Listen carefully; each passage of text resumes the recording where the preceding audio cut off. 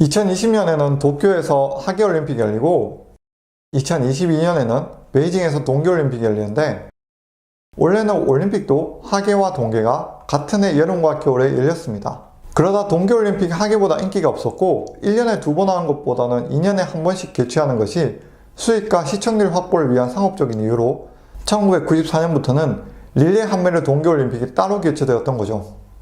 올림피아 제전은 기원전 776년에 처음으로 개최되었는데, 그 이전에는 처음에는 4년 주기가 아닌 8년 주기마다 올림픽이 열렸다는 설도 있습니다. 올림픽의 기원이 되는 고대 올림피아 제전은 고대 그리스에서는 종교의식의 하나로 여러가지 제전 경기가 많이 열렸는데, 그 중에서 가장 규모가 크고 제일 오랫동안 유지되었던 대회가 올림피아 제전이라고 합니다. 이는 고대 그리스에서는 8이라는 숫자에 대해 완벽한 숫자라고 여겼는데, 이유는 태양신 아폴론과 달의 신 아르테미스가 만나는 주기가 8년 주기였기 때문이죠. 신화에 의거한 이유뿐만 아니라 실용적인 면에서도 8년 주기가 적용되었는데요. 당시 그리스인들의 폴리스는 여러 국가들로 각 나라마다 쓴 달력의 기준이 달라서 어떤 곳은 태양력을, 어떤 곳은 태음력을 썼는데, 서로 다른 날짜의 타협을 볼 수 있었던 기준이 8년 주기였던 겁니다. 그러다 기원전 776년을 전후로 그리스 전체의 위기 상황으로 접어드는 시기가 찾아옵니다. 잦은 전쟁과 역병의 유행으로 국가들마다 분위기가 우울해졌는데요. 이때 펠레폰네소스 반도에 위치한 엘리스의 왕인 이피테스가 적국인 스파르타에게 하나의 제안을 냅니다. 바로 그리스의 전능한 신 제우스를 모시는 올림피아 제전을 치르자고 한 것이죠. 신에게 제사를 지내는 기간 동안에는 전쟁이 일어나선 안 된다는 이야기였습니다. 서로가 앙숙이었던 엘리스와 스파르타는 언제든지 서로 물어뜯을 수 있는 적국의 사이였는데, 뜬금없이 제사를 지내자라는 제안은 그야말로 올림피아 제전의 목적이 아니라 휴전을 하는 게 눈에 보였지만, 스파르타는 이 제안에 응하게 됩니다. 제우스를 위한 제사를 지내고 제전 경기가 열렸는데, 이러한 올림피아가 계속해서 열린다면 휴전이 길어질 수 있다고 판단하여 주기가 8년이면 그 사이에 국가 간의 마찰이 생길 수 있어 더 자주 대회를 열자는 취지에서 4년 주기로 바뀌게 된 거죠. 이렇게 4년 주기 올림픽은 기원전 776년에 시작되었으며, 처음 종목은 단거리 1스타디온 달리기 종목 하나밖에 없었습니다. 지금 시대로 치면 200m 달리기 정도의 거리였죠. 그러다 시간이 지나면서 멀리뛰기, 옷만듦지기, 레슬링 등 점점 종목이 늘어나게 됩니다. 올림픽은 휴전의 목적과 그리스인들의 화합을 위해 진행되었음에도 불구하고 고대 사회의 올림피아 제전은 화합의 장이라고만은 할 수 없었습니다.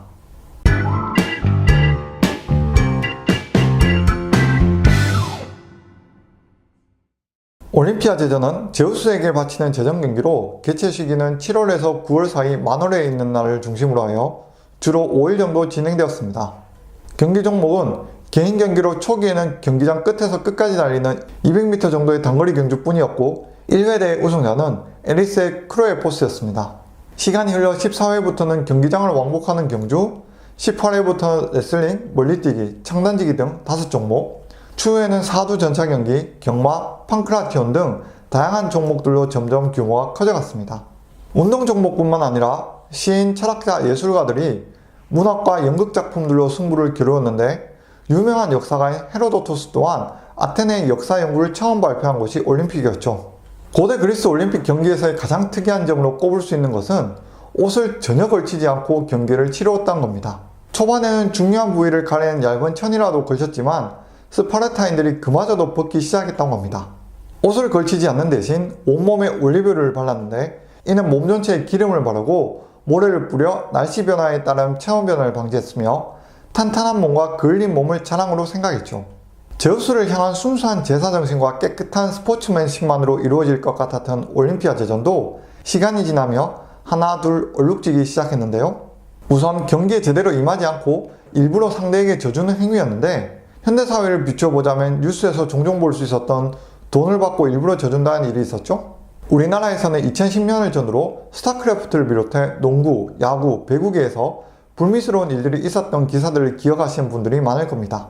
이는 비단 한국에서 뿐만 아니라 스포츠계에서는 이전부터 세계 4대 빅리그인 이탈리아 세리에 A리그, 독일 분데스리가 등지에서도 종종 발견되고, 뿐만 아니라 월드컵이나 올림픽에서도 발견되었습니다. 고대 올림픽에서도 승부 예측 내기 문화로 인해 수많은 뇌물과 반칙이 난무했는데, 그리스가 로마 영역에 들어가고서는 네로 황제가 직접 올림픽에 참가하여 전 경기를 휩쓸어버리는 사례도 발생했습니다. 이러한 승부에 관련된 일뿐만 아니라 실제 경기 내용들 면에서도 현대사회보다 훨씬 과격하여 승자는 국가의 명예와 힘을 자랑할 수 있었지만, 패자는 레슬링이나 복싱 같은 종목에서는 많은 이들이 죽음을 맞이하게 됩니다. 복싱으로 예를 들자면 현대사회에서의 글러브에서는 소가죽이나 합성 피혁으로 둥근 모양으로 둘러싸여 있어 선수의 손을 보호하고 동시에 상대 선수에게 직접적인 충격이 가해지는 강도를 줄여주는 것이 글러브의 목적인데요. 하지만 고대 복싱은 가죽끈으로 여러 차례 손과 팔에 휘감았던 히멘테스란 형태로 상대방에게 더욱 심한 타격을 주는 것이 목적이었으며, 여기에 시간이 지날수록 돌과 납을 엮기도 했습니다. 이는 로마 시대에 가서는 날이 선 쇠를 손에 감은 악명 높은 카에스투스라는 글러브가 되었고, 복싱은 선수들이 가장 많이 사망하는 종목이 되기도 했습니다. 그야말로 목숨을 걸어야 했던 올림픽이었는데, 잔인했던 종목은 비단 복싱에 그치지 않았죠.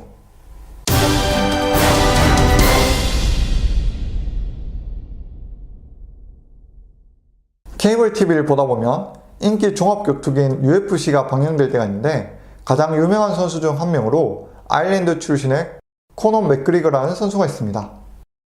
이 선수가 유명한 이유로는 두 개의 체급을 처음으로 동시에 석권한 선수였기 때문인데, UFC에서는 체급별로 플라이급, 라이트급, 헤비급 등으로 각자 자신과 비슷한 체급 선수와 시합을 붙게 되죠.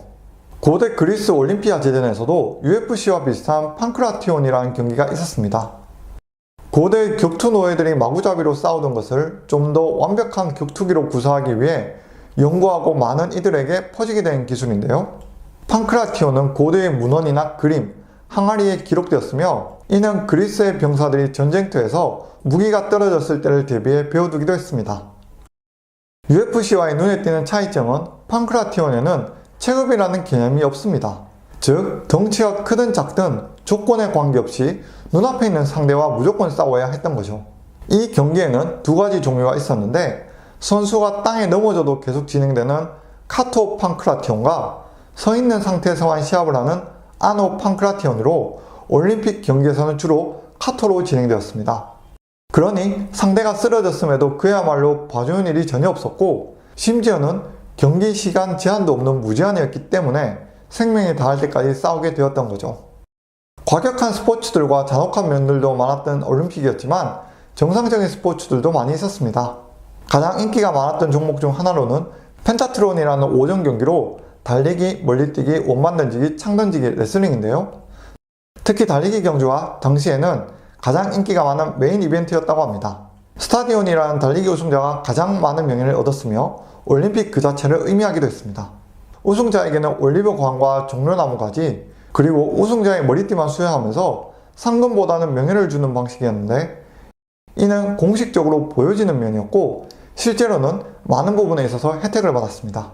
우승자가 고국으로 돌아가면 마치 공항에서의 올림픽 선수 환영식처럼 그 시대에도 성대한 개선식이 열리고 평생 동안 세금을 면제받게 됩니다.